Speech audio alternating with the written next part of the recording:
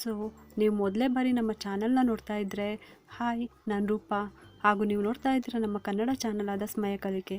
ನೀವಿನ್ನೂ ನಮ್ಮ ಚಾನಲ್ಗೆ ಸಬ್ಸ್ಕ್ರೈಬ್ ಆಗಿಲ್ಲ ಅಂದರೆ ಈ ಕೂಡಲೇ ಸಬ್ಸ್ಕ್ರೈಬ್ ಮಾಡ್ಕೊಳ್ಳಿ. ಹಾಗೆ ಪಕ್ಕದಲ್ಲಿ ಕಾಣುವ ಬೆಲ್ಲೈಕನ್ನು ಪ್ರೆಸ್ ಮಾಡಿ ಆಲ್ ಅಂತ ಟ್ಯಾಪ್ ಮಾಡೋದನ್ನು ಮರಿಬೇಡಿ. ಇವತ್ತಿನ ವಿಡಿಯೋದಲ್ಲಿ ಈ ವರ್ಷದ ಮೊದಲ ಸಂಕಷ್ಟರ ಚತುರ್ಥಿ, ಅದು ಇವಾಗ ಮಾಘ ಮಾಸ ನಡೀತಾ ಇದೆ. ನಾವು ಯಾವುದೇ ಪೂಜೆ ಮಾಡುವಾಗಲೂ ನಾವು ಮೊದಲು ಗಣಪತಿಗೆ ಪೂಜೆನ ಸಲ್ಲಿಸಿದ ನಂತರನೇ ಉಳಿದ ಎಲ್ಲ ದೇವತೆಗಳಿಗೂ ನಾವು ಪೂಜೆ ಮಾಡಬೇಕು. ಮತ್ತು ಯಾವುದೇ ಕೆಲಸಕ್ಕೆ ಆಗಲಿ ಅಡೆತಡೆ ಬರಬಾರ್ದು ಅಂದರೆ ಮೊದಲು ಗಣಪತಿ ಹತ್ತಿರ ಬೇಡ್ಕೊಂಡು ನಮ್ಮ ಕೆಲಸದಲ್ಲಿ ಆಗೋ ವಿಘ್ನಗಳನ್ನು ನಿವಾರಣೆ ಮಾಡಪ್ಪ ಅಂತ ಕೇಳ್ಕೊತೀವಿ ಅಲ್ವಾ. ಇಂಥದ್ದೇ ಕೆಲಸ ಅಂತ ಅಲ್ಲ, ಪ್ರತಿಯೊಂದಕ್ಕೂ ಕೂಡ. ಹಾಗೆ ಮಕ್ಕಳ ವಿದ್ಯಾಭ್ಯಾಸಕ್ಕೂ ಅಷ್ಟೇ, ಜೀವನದಲ್ಲಿ ಬರುವ ಸಂಕಷ್ಟಗಳನ್ನು ನಿವಾರಣೆಗೆ, ದೋಷಗಳ ನಿವಾರಣೆಗೆ ಈ ವ್ರತವನ್ನು ಮಾಡ್ತೀವಿ. ಅದರಲ್ಲೂ ಮಾಘ ಮಾಸದಲ್ಲಿ ಸಂಕಷ್ಟರ ಚತುರ್ಥಿ ಆಚರಣೆ ಮಾಡೋದು ತುಂಬಾ ಒಳ್ಳೆಯದು. ಜನವರಿ 17ನೇ ತಾರೀಕು ಶುಕ್ರವಾರ, ಇವತ್ತು ಬೆಳಗ್ಗೆ 4:05 ಚತುರ್ಥಿ ತಿಥಿ ಪ್ರಾರಂಭ ಆಯಿತು. ಹಾಗೆ ಮಾರನೇ ದಿನ ಜನವರಿ 18ನೇ ತಾರೀಕು ಶನಿವಾರ ಬೆಳಗ್ಗೆ 8:30 ಚತುರ್ಥಿ ತಿಥಿ ಕೊನೆಗೊಳ್ಳುತ್ತೆ. ಈ ಸಂಕಷ್ಟರ ಚತುರ್ಥಿನ ಲಂಬೋದರ ಸಂಕಷ್ಟರ ಚತುರ್ಥಿ ಅಂತಲೂ ಕರೀತಾರೆ.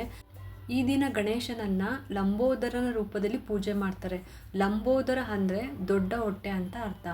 ಲಂಬ ಅಂದರೆ ದೊಡ್ಡದು, ಉದಾರ ಅಂದರೆ ಹೊಟ್ಟೆ. ಅಂದರೆ ಲಂಬೋದರನ ರೂಪದಲ್ಲಿ ಅಡೆತಡೆಗಳನ್ನು ನಿವಾರಣೆ ಮಾಡ್ತಾರೆ ಅಂತ ಅರ್ಥ. ಈ ವ್ರತವನ್ನು ಬೆಳಗ್ಗೆ ಸೂರ್ಯೋದಯದಿಂದ ರಾತ್ರಿ ಚಂದ್ರೋದಯದವರೆಗೂ ಉಪವಾಸ ಇರಬೇಕು. ನೀರು, ಹಾಲು, ಹಣ್ಣಿನ ಜ್ಯೂಸ್ಗಳು ಈ ಥರದ್ದೆಲ್ಲ ತಿನ್ಬೋದು. ಅಥವಾ ಇದು ಏನೋ ಬೇಡ, ನಾವು ಹಾಗೆ ಇರ್ತೀವಿ ಅನ್ನೋರು ಕೂಡ ಉಪವಾಸವನ್ನು ಮಾಡ್ಬೋದು. ನಿಮ್ಮ ಶಕ್ತಿಯ ಅನುಸಾರ ಉಪವಾಸವನ್ನು ಮಾಡಿಕೊಳ್ಳಿ. ಇದು ಮಾಸ ಬಂದ ಮಾಘ ಮಾಸ ಇರೋದ್ರಿಂದ ಮಾಘ ಸ್ನಾನಕ್ಕೆ ತುಂಬಾ ಪ್ರಾಮುಖ್ಯತೆ ಇದೆ. ಹೇಗೆ ನಾವು ಧನುರ್ಮಾಸದಲ್ಲಿ ಬೆಳಗ್ಗೆ ಬ್ರಾಹ್ಮಿ ಮುಹೂರ್ತದಲ್ಲಿ ಎದ್ದು ಮನೆ ಕೆಲಸ ಮುಗಿಸಿ ಪೂಜೆ ಮಾಡ್ತೀವೋ, ಅದೇ ಥರನೇ ಮಾಘ ಮಾಸದಲ್ಲೂ ಕೂಡ ಮಾಡಿದ್ರೆ ಒಳ್ಳೆಯದು. ಸಂಜೆ ಈ ಒಂದು ಸಂಕಷ್ಟರ ಚತುರ್ಥಿ ವ್ರತನ ಮಾಡ್ಕೋಬೇಕು. ಬೆಳಗ್ಗೆನೂ ಕೂಡ ಪೂಜೆ ಮಾಡ್ಕೊಳ್ಳಿ. ಸಂಜೆಗೆ ಗಣಪತಿಗೆ ಅಭಿಷೇಕನ ಮಾಡಿಕೊಂಡು ಪೂಜೆ ಮಾಡಬೇಕು. ಗಣಪತಿಗೆ ಪಂಚಾಮೃತ ಅಭಿಷೇಕ ಮಾಡಿ ಹಸಿ ಹಾಲು, ತುಪ್ಪ, ಜೇನುತುಪ್ಪ, ಸಕ್ಕರೆ, ಮೊಸರು, ಇದ್ರೆ ಡ್ರೈ ಫ್ರೂಟ್ಸು ಅಥವಾ ಬಾಳೆಹಣ್ಣು ಹಾಕಿಬಿಟ್ಟು ಇದರಿಂದ ಗಣಪತಿ ವಿಗ್ರಹಕ್ಕೆ ಅಭಿಷೇಕ ಮಾಡ್ಕೊಳ್ಬೇಕು. ನಂತರ ಶುದ್ಧವಾದ ನೀರಿನಿಂದ ತೊಳೆದುಬಿಟ್ಟು ಗಂಧ, ಅರಿಶಿನ, ಕುಂಕುಮನ ಹಚ್ಚಿ ಒಂದು ಅಷ್ಟದಳ ಪದ್ಮ ರಂಗೋಲಿ ಹಾಕಿಬಿಟ್ಟು ಅದ್ರ ಮೇಲೆ ಪೀಠ ಇಟ್ಟು ಅಥವಾ ತಟ್ಟೆ ಅದು ಸರಿ ಇಟ್ಟು 2 ವಿಳ್ಯದೆಲೆ ಇಟ್ಟು ಸ್ವಲ್ಪ ಅಕ್ಷತೆಯನ್ನು ಹಾಕಿ ಅರಿಶಿನ, ಕುಂಕುಮ, ಗರಿಕೆ ಹಾಕಿ ಅದ್ರ ಮೇಲೆ ಗಣಪತಿನ ಪ್ರತಿಷ್ಠಾಪನೆ ಮಾಡಬೇಕು. ಸ್ವಲ್ಪ ಸಗಣಿ ತಂದು ಅದಕ್ಕೂ ಕೂಡ 21 ಗರಿಕೆ ಇಟ್ಬಿಟ್ಟು ಅರಿಶಿನ, ಕುಂಕುಮ, ಹೂ ಇಡಬೇಕು. ನಂತರ ಗಣಪತಿಗೆ 21 ಎಳೆಯ ಗೆಜ್ಜೆ ವಸ್ತ್ರನ ಹಾಕಬೇಕು.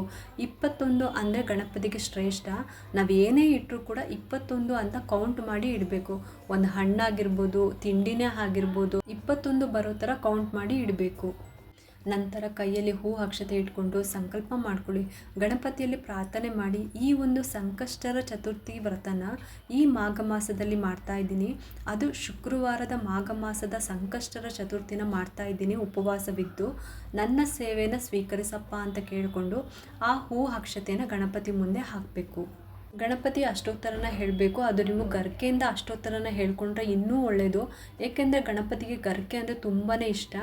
ಆಮೇಲೆ ದೇವರಿಗೆ ನೈವೇದ್ಯ ಅರ್ಪಿಸಿ ಹಾಲು, ಹಣ್ಣು, ಸಿಹಿ ಅವಲಕ್ಕಿ, ಮೋದಕ, ಕಡಲೆಕಾಳಿಂದ ಮಾಡಿರೋ ಐಟಮ್ಗಳು, ಕಾಬೂಲ್ ಕಡಲೆಕಾಳುಗಳು, ಈ ಥರ ಏನಾದರೂ ಸರಿ ಅರ್ಪಿಸ್ಬೋದು. ಯಾವುದಾದ್ರೂ ಸರಿ ಒಂದನ್ನು ಇಡ್ಬೋದು ನೀವು. ತುಪ್ಪದ ಬತ್ತಿಯಿಂದ ಆರತಿ ಮಾಡಿ ಆಮೇಲೆ ಕೈಯಲ್ಲಿ ಅಕ್ಷತೆ ಇಟ್ಕೊಂಡು ಕಥೆನ ಓದಬೇಕು. ಯಾರೇ ವ್ರತ ಮಾಡ್ತಾರೋ ಅವ್ರ ಹತ್ತಿರ ಎಲ್ಲ ಸಂಕಷ್ಟರ ಚತುರ್ಥಿ ವ್ರತದ ಬುಕ್ಕು ಇರುತ್ತೆ ಅಲ್ವಾ, ಅದರಲ್ಲಿ ಕತೆ ಇರುತ್ತೆ, ಅದನ್ನು ಓದಬೇಕು. ಓದಿದ ಮೇಲೆ ಆ ಹೂ ಅಕ್ಷತೆನ ಗಣಪತಿಯ ಮುಂದೆ ಹಾಕಬೇಕು. ಮತ್ತು ಮಹಾಮಂಗಳಾರತಿನ ಮಾಡಬೇಕು. ಮನೆಯಲ್ಲಿ ಪೂಜೆ ಎಲ್ಲ ಆದಮೇಲೆ ದೇವಸ್ಥಾನಕ್ಕೆ ಹೋಗಿ ಬನ್ನಿ. ಅಲ್ಲೂ ಕೂಡ ಗಣಪತಿಗೆ ಅಭಿಷೇಕ ಮಾಡಿ ಪೂಜೆ ಮಾಡಿ ಕತೆ ಓದಿ ಮಹಾಮಂಗಳಾರತಿಯೊಂದಿಗೆ ತೀರ್ಥ ಪ್ರಸಾದನ ಕೊಡ್ತಾರೆ. ತೊಗೊಂಡ್ಬಿಟ್ಟು ದೇವರ ದರ್ಶನ ಮಾಡಿಕೊಂಡು ಬನ್ನಿ. ನಂತರ ರಾತ್ರಿ 9:09 ಚಂದ್ರೋದಯ ಆಗುತ್ತೆ. ಆಗ ಚಂದ್ರದೇವನ ದರ್ಶನ ಮಾಡಿ ನಮಸ್ಕಾರ ಮಾಡಿಕೊಂಡು ಚಂದ್ರನಿಗೆ ಅರ್ಘ್ಯವನ್ನು ಅರ್ಪಿಸಬೇಕು. ಒಂದು ತಾಮ್ರದ ಚೆಂಬಲ್ಲಿ ನೀರನ್ನು ತಗೊಂಡು ಚೂರು ಅರಿಶಿನ, ಕುಂಕುಮ, ಅಕ್ಷತೆ, ಬಿಡಿ ಹೂಗಳು ಹಾಕ್ಕೊಂಡು ಚಂದ್ರನನ್ನು ನೋಡ್ತಾ ಆ ಚೆಂಬಿನಲ್ಲಿರುವ ನೀರನ್ನು ಒಂದು ಗಿಡದ ಮೇಲೆ ಹಾಕ್ಕೊಂಡು ಓಂ ಸೋಂ ಸೋಮಾಯ ನಮಃ ಅಂತ ಹೇಳ್ಕೊಂಡು 2 ಕೈಯಿಂದ ಆ ಚೆಂಬನ್ನು ಇಟ್ಕೊಂಡು ಆ ಒಂದು ಅರ್ಘ್ಯವನ್ನು ಅರ್ಪಿಸಬೇಕು. ಇಲ್ಲಿಗೆ ನೀವು ಬೆಳಗಿನಿಂದ ಮಾಡಿರೋ ವ್ರತ ಸಂಪೂರ್ಣ ಆಗುತ್ತೆ. ಆಮೇಲೆ ನೀವು ಈರುಳ್ಳಿ, ಬೆಳ್ಳುಳ್ಳಿ ಇಲ್ಲದೇ ಇರೋಂಥ ಆಹಾರನ ತಗೋಬೇಕಾಗುತ್ತೆ. ಈ ಮಾಘ ಮಾಸದಲ್ಲಿ ಮಾಡೋ ವ್ರತಗಳು ಬೇಗನೆ ಫಲ ಕೊಡುವಂಥದ್ದು.